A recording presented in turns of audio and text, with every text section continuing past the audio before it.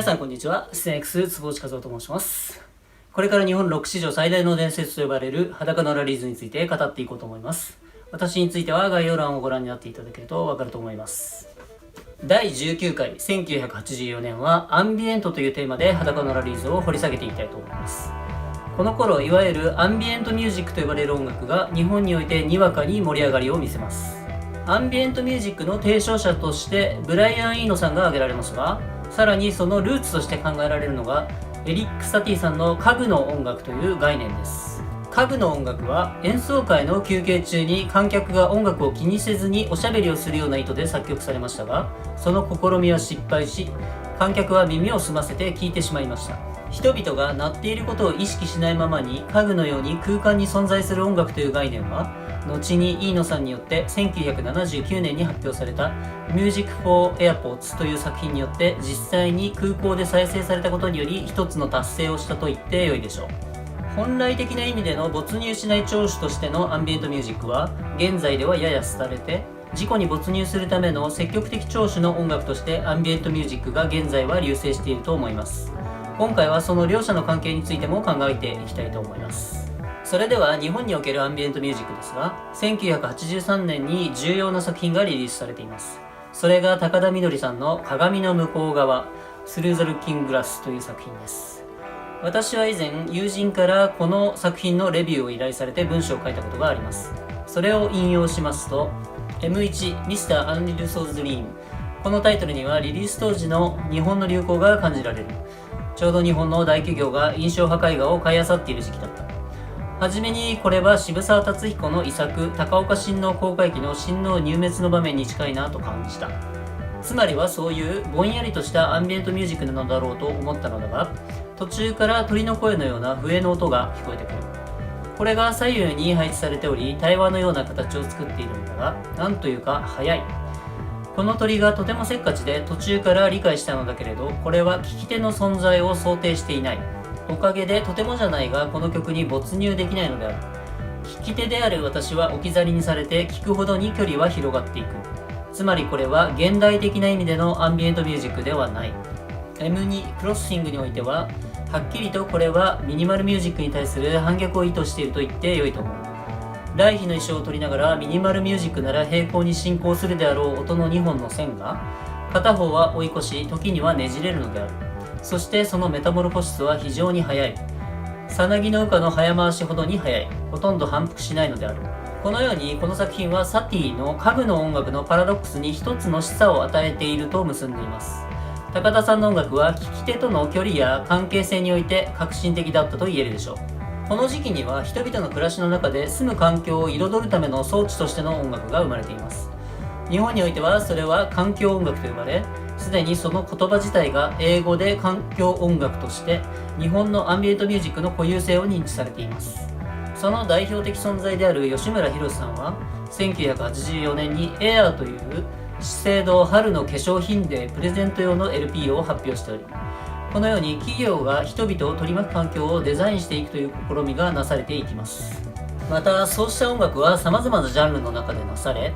例えばロック音楽の分野から細野晴臣さん、山下達郎さん、坂本龍一さんなどが共同でサウンドイメージシリーズと銘打ってアイランドミュージックというアルバムを発表したり、ジャズ畑では村松健さんがプラスブルーという作品を発表したのがこの時期です。一様にこれらの作品群は耳障りよく空間を彩る装置として機能したわけですが、例えばアメリカなどで1960年代に流行したレス・バクスターさんなどに代表されるアフリカやアジアの音楽にインスピレーションを得たエキゾチカとは若干異なり、より性的で瞑想的だと言えるでしょう。環境という言葉は複合的な意味を持ちます。それは自己を中心に見た時には自分を取り巻く空間、部屋ですとか自分の周りということになりますが、もう一つは自然環境、生態系という意味でも用いられます。この頃世界的に地球全体のエコシステムの循環が人間の営みによって破壊されているという事実が共通の認識となっていきます。日本においては戦後に数多く発生した公害問題が色濃く影を落としていますが、企業が一斉にライフスタイルとして自然環境を視野に入れ始めたのがこの頃だと言えるでしょう。同時にポップミュージックにおいてはアルバムカバーでやたらと海やリゾート地が使われるようになったのもこの時期で、自然はある種の享楽として憧れの風景として、そして商品として提示されていきます。これらは近代化の完成の後の人々のライフスタイルの変化と、そのストレスから来る疲れへの反応だと捉えることもできるでしょう。さらにこの時期に注目すべき商品があります。それがソニーから発売されたウォークマンで、カセットテープの再生装置とイヤホンが合体した製品でした。最初の商品は1979年発売で、プロモーションでは西城秀樹さんが上半身裸でウォークマンで音楽を聴きながらローラースケートをするというものです。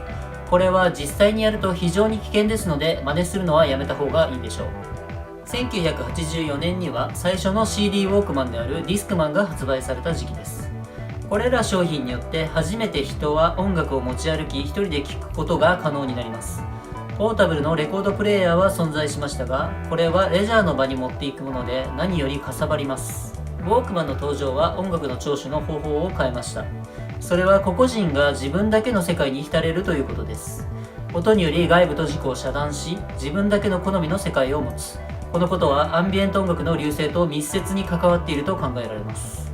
人々は変えられない世界に適応するために音楽を利用し、世界を自分の好みに調整することが可能になりました。テクノロジーの進化は人々の需要によってなされます。これはプライベートな世界を人々がより欲したことの表れであり、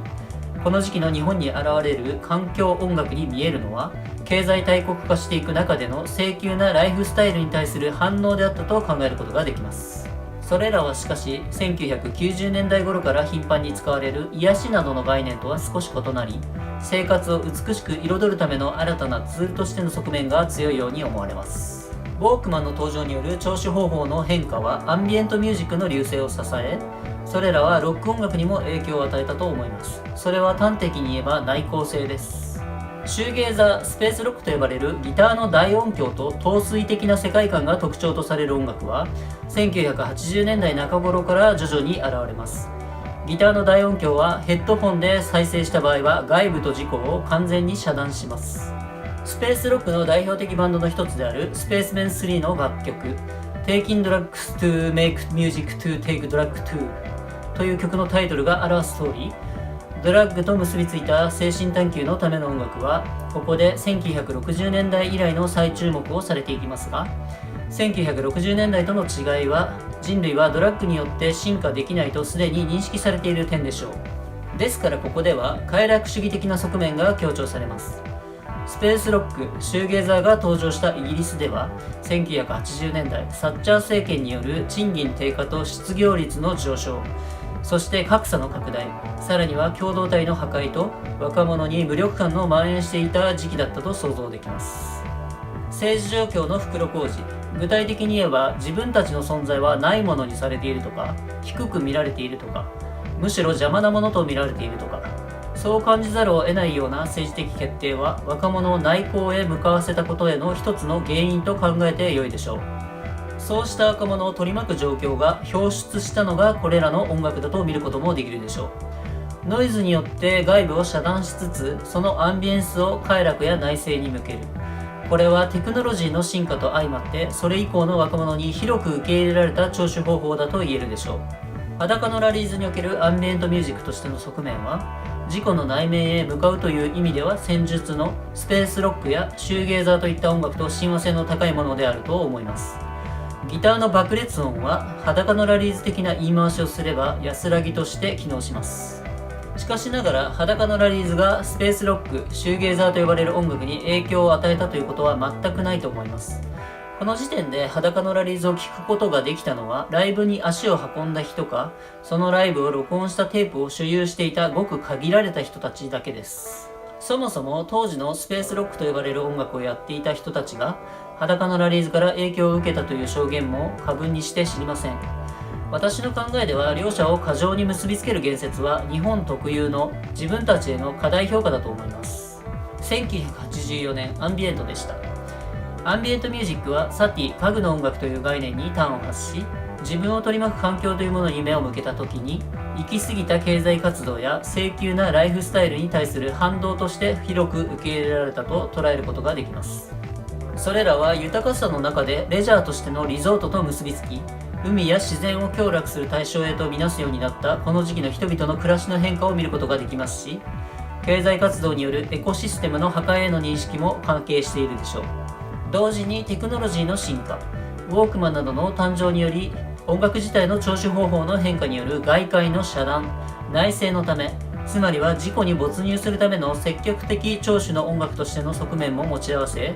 両者は根底には自分だけの世界に浸るという目的があったと考えることができます。このようにアンビエントという言葉はいくつかの側面を持ちますが、共通するのは人々が個別の現実を自分用に調整したいという願望であり、それらは現在の自分を取り巻く社会に適応するための一つの手段であったということができるでしょう。裸のラリーズの巨大な音は、現在ではアンビエント的に内省のために機能すると言えますが、この時点ではライブに行くか録音したテープを聞く以外に聴取する方法はなかったことを考慮する必要があります。この時期は年に数回しかない裸のラリーズのライブは夜の闇の中での祝祭的なものであり、くつろぎの体験とは異質なものだったとするのが妥当であると私は考えます。次回1985年はニューエイジというテーマで語っていきたいと思います。気に入りましたらチャンネル登録やいいねをいただけると大変に励みになります。どうぞよろしくお願いいたします。それではまた次回お会いしましょう。坪内和夫でした。